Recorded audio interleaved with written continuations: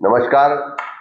ગુજરાતના એક એક ગુજરાતીના જે પ્રશ્નો છે, જે તકલીફ છે, સમસ્યાઓ છે, જે સરકારનો ગેરવહીવટ ને ભ્રષ્ટાચાર છે અને એના કારણે જે પ્રજા ત્રસ્ત છે એના અવાજને બુલંદ કરવા માટે, એના પ્રશ્નોને વાચા આપવા માટે, એને માટેની લડત લડવા માટે પ્રદેશ કોંગ્રેસ સમિતિ દ્વારા 8મી સપ્ટેમ્બરના રોજ ગાંધીનગર ખાતે જન સત્યાગ્રહ કાર્યક્રમની જાહેરાત કરવામાં આવી હતી.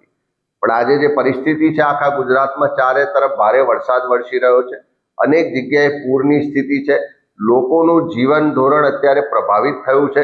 એ સંજોગોને ધ્યાનમાં રાખીને આવતીકાલે જન સત્યાગ્રહનો કાર્યક્રમ મોકૂફ રાખવાનું નક્કી કરવામાં આવ્યું છે. ખાસ કરીને ગુજરાતના યુવાનો રોજગાર માટે સંઘર્ષ કરી રહ્યા છે, સમાન કામ સમાન વેતનનો અધિકારની લડાઈ ચાલી રહી છે, મહિલાઓ પર અત્યાચાર વધી રહ્યા છે, કાયદો વ્યવસ્થાની પરિસ્થિતિ કથળી રહી છે અને બીજી તરફ ખેડૂતો આર્થિક રીતે પાયમાલ છે, નાના વેપારીઓના પ્રશ્નો છે, જળ જંગલ જમીનના પ્રશ્નો છે. આ બધા જ મુદ્દાઓને લઈ અને આ જન સત્યાગ્રહનું આયોજન કરવામાં આવ્યું હતું.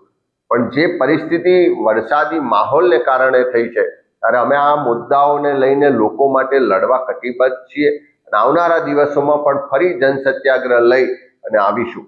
પણ હાલની વરસાદી માહોલને પરિસ્થિતિને ધ્યાનમાં રાખી હું કોંગ્રેસના તમામ કાર્યકરોને વિનંતી કરું છું કે તમારી આસપાસ જ્યાં પણ કોઈ વરસાદથી પ્રભાવિત વિસ્તારો હોય, પરિવારો હોય, ત્યાં તંત્રને અને જનતાને મદદરૂપ થવા માટે પ્રયત્નશીલ રહેજો, ખડે પગે હાજર રહેજો અને એ સ્થિતિ મુજબ આપણે આવતીકાલનો કાર્યક્રમ મોકૂફ રાખીએ છીએ અને આ જન સત્યાગ્રહ કાર્યક્રમ આવનારા દિવસોમાં ફરીથી લઈને આવવા માટે અમે કટિબદ્ધ છીએ.